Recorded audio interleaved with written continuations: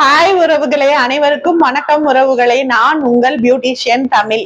இன்னைக்கு நம்ம என்ன டாபிக் பேச போறோம்னா உறவுகளே, கொஞ்ச நாளா இந்த ஆன்லைன் ஸ்கேமிங்கிற விஷயம் ரொம்ப வேகமா நடந்துட்டு இருக்கு உறவுகளே. நிறைய பேர் ஏமாந்துட்டாங்க. எங்க ஃப்ரெண்ட் சர்க்கிள்லயே நிறைய பேர் ஏமாந்துட்டாங்க. இப்ப லேட்டஸ்டா ஒரு 2 நாளைக்கு முன்னாடி என்னன்னா, குழந்தையோட கல்வி உதவி, அதாவது ஸ்காலர்ஷிப்பை வச்சு ஏமாத்தி இருக்கானுங்க.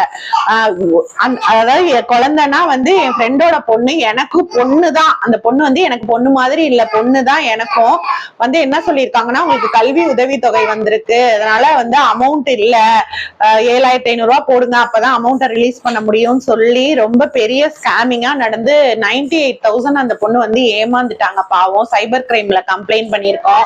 சைபர் கிரைம்ல கம்ப்ளைண்ட் பண்ணி இப்ப இந்த அமௌண்ட்டை கோர்ட்ல போட்டுதான் எடுக்க முடியும், அவங்க ஃப்ரீஸ் பண்ணி வச்சாலுமே. நான் என்ன சொல்ல வரேன்னா, இதெல்லாம் ஏன் நான் பேசுறேன்னா, என்னுடைய வீட்டுக்கார் வழக்கறிஞர் தான்.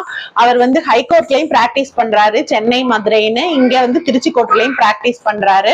உங்களுக்கு ஏதாவது சட்ட உதவி இலவசமா இது சம்பந்தமா வேணும்னா ஸ்கிரீன்ல ஒரு வாட்ஸ்அப் நம்பர் கொடுக்குறோம். அந்த நம்பருக்கு கான்டாக்ட் பண்ணி நீங்க அவர்கிட்ட பேசுங்க. எங்களால முடிஞ்ச உதவிகளை நாங்க செய்யறோம். தயவு செஞ்சு தேவையில்லாத ஆப்கள் எல்லாம் நீங்க செட் பண்ணிக்காதீங்க. சகோதர சகோதரிகள் யாரா இருந்தாலும் தேவையில்லாம குழந்தைங்கிட்ட கொடுத்து போனை நோண்டாதீங்க. நம்ம தான் கவனமா இருக்கணும். ஏமாறுறவங்க இருக்க வரைக்கும் ஏமாத்துறவங்களும் இருப்பாங்க. தயவு செஞ்சு கவனமா இருந்து நம்ம தான் காப்பாத்திக்கணும். சகோதரிகளே, சகோதரர்களே, நன்றி, வணக்கம்.